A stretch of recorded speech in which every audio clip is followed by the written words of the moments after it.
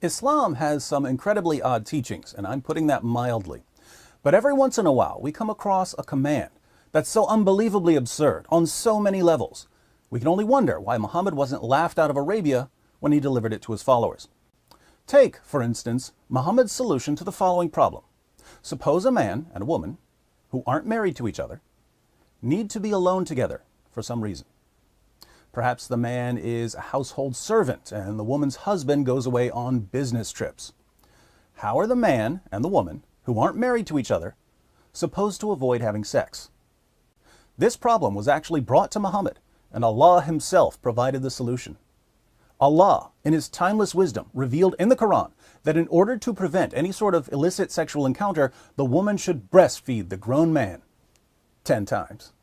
This will technically make the woman the man's foster mother, so they won't be tempted to have sex. Now, if you're thinking to yourself, 10 breastfeedings, that's too much, don't worry, Allah has got you covered. Even though the Quran is supposedly Allah's eternal word, Allah eventually changed his eternal mind about the need for 10 breastfeedings. 5, it turns out, is quite sufficient. Sahih Muslim, 3598. It was narrated from Amra that she heard Aisha say, when she was mentioning what kind of breastfeeding makes a person a mahram. A mahram is a relative you're not allowed to marry or have sex with. 10 definite breastfeedings were revealed in the Quran, then 5 definite breastfeedings were revealed too. Notice that Aisha says these verses were revealed in the Quran. Let's read another. Sahih Muslim, 3597.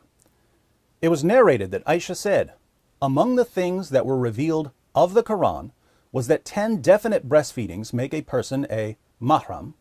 Then that was abrogated and replaced with 5 definite breastfeedings, and the Messenger of Allah passed away when this was among the things that were recited of the Quran. So Allah revealed 2 Quran verses about breastfeeding adults. One verse requiring 10 breastfeedings, which was later abrogated by a second verse requiring 5 breastfeedings. Aisha specifically says that this was among the things that were recited of the Quran when Muhammad died.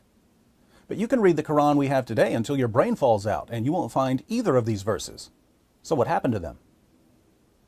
Well, Aisha tells us what happened to the first verse in Sunan ibn Majah, 1944. It was narrated that Aisha said, the verse of stoning and of breastfeeding an adult 10 times was revealed, and the paper was with me under my pillow. When the Messenger of Allah died, we were preoccupied with his death, and a tame sheep came in and ate it. The 7th century version of the dog ate my homework was apparently a sheep ate my Quran verses. That explains the disappearance of the verse requiring 10 breastfeedings, but the other verse commanding 5 breastfeedings isn't in the Quran either. So we can only conclude that both verses on breastfeeding adults were eaten by Aisha's sheep.